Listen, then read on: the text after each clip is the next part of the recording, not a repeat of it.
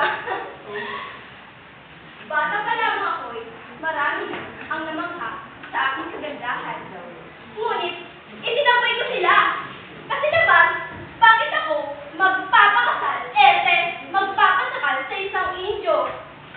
Hindi ito maaari. Bata pa lamang ako'y alam ko na sa Espanyol ako magpapakasal. At heto, aking dream. Si Don, si Porcio, si Espadanya.